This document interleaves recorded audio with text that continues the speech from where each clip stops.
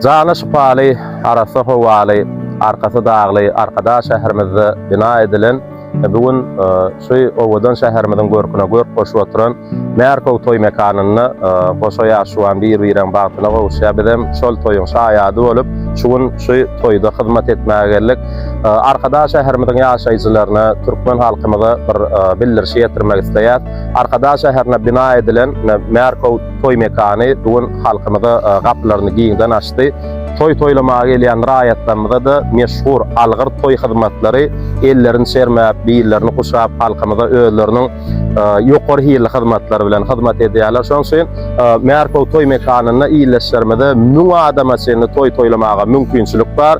Her bir toyly günlüğüňizi, gowy şatlykly günlüğüňizi Merkow bilen algyr toy hyzmatlarynyň hyzmat etmegi bilen şatlykly günlüğüňizi biz bilen geçiriň. Allah jan her kime asuda ýurdumyzdy, arkadaly watanyny, arkadaly gahryman ferdarymyzyň saýatyny toýdan ýetirsin adamlar. Allah bizi gowy günlerde, toyly günlerde duşursun.